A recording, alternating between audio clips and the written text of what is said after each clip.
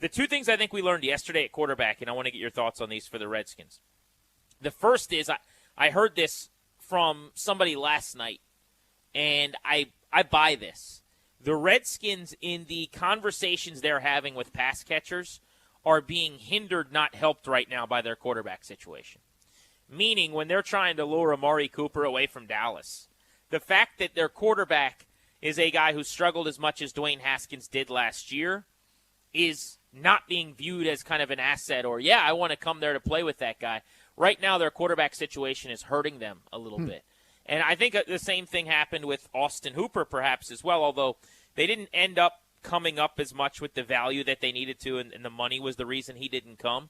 But just as a general discussion that I heard last night, agents, players, pass catchers, they don't look at the Redskins as, oh, let's go there and work with that offense. Let's go there and work with that coordinator or that quarterback. They're not getting that luster. And they shouldn't yet, honestly, because there's a lot of TBD. You're basically talking about Norv Turner's kid who's got, 2 more games than you and me calling plays? And you got Ron Rivera, who's, never been known as the wide open offense guy. It's been what I heard was more about the quarterback. But yes. No, but I'm saying add in all the factors. And then you have no idea how they're going to work with a guy that has a very small sample of being successful in this league. Now, if you fast forward a couple years and Haskins developed, you would have the benefit of the doubt. The Redskins don't deserve the benefit of the doubt yet, right? If it's a quote-unquote tie, and how are you going to break the tie? If I'm Cooper, I go, well, I've already made pretty good music here with Dak Prescott. It's a risk, and you're hoping some things work out with the Redskins. So I don't blame anybody for that. I also don't think it's necessarily an indictment of anything. There's just a huge amount of uncertainty when it comes to that position. We're all hopeful, but again, how confident would you be versus a more proven commodity? And I get that. I would say that when you're drafted in the top 15 and you're normally a year into your career, I would say more often than not, if you're on the right path, receivers are saying, let me go play with that guy. That's fair. Like, I don't think there are people that are going to turn the Giants down because they got Daniel Jones necessarily. Now, I'm not saying they're turning the Redskins down.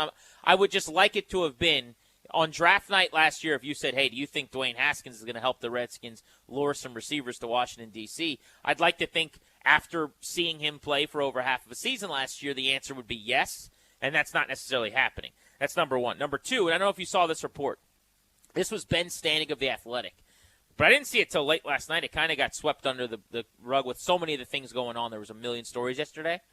So he talked to, and I don't remember who it was or who he was citing, but it sounds like somebody close to Case Keenum, and the idea was that the Redskins weren't pushing hard for Case Keenum because the quote he had was, they're pretty confident in Alex Smith. And I was like, wait, whoa, what? It was something along the lines of, like, part of the reason that Keenum was not coming back to Washington is that they felt like the Redskins feel pretty good about Alex Smith. And my thought was, that just can't be right. Feel good in what sense? Like, maybe that he could be the backup this year to or something. Play football? That is I have wild. no idea. I mean, I have said all along I never think we're going to see him play again, and it makes no sense. But they didn't seem to make much of an attempt to keep Case Keenum around. And again, the Standing comment, I'm trying to look up the tweet now, that he had, it just took me back because I thought, are they putting eggs in the Alex Smith basket in 2020? Maybe as the mentor in the room role, because that's, Case Keenum excels there. Maybe that's what they meant. But if this is, he'll come compete and play football, I'm stunned by that. Doesn't make a lot of sense to me. No. But something to keep an eye on, at least, as it pertains to what they're going to do. If they bring in a veteran, then okay, then we got it pegged just like we thought we did. Right. But if they don't have a veteran backup, it might mean that they think Crazy. highly of the recovery. And a couple people are tweeting, I'm at Funny Danny, Grant is at Grant H. Paulsen, asking about Cam Newton, a reunion with Ron Rivera in D.C.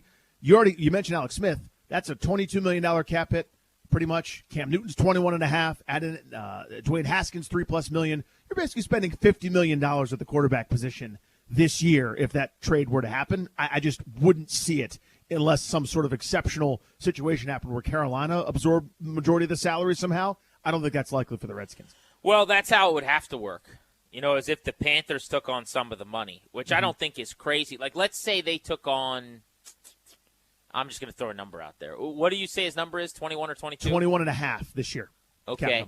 Like if they took on 6 and the Redskins had to pay like 14 or 15, something like that. Mm-hmm. Again, I don't think this is going to happen, but that's probably what it would take financially for them to be in the boat of. Because that's what you sign a competitive backup who could become your starter to push a starter, so to speak. 800-636-1067 is the number. 800-636-1067. Case Keenum is now going to be a Cleveland Brown.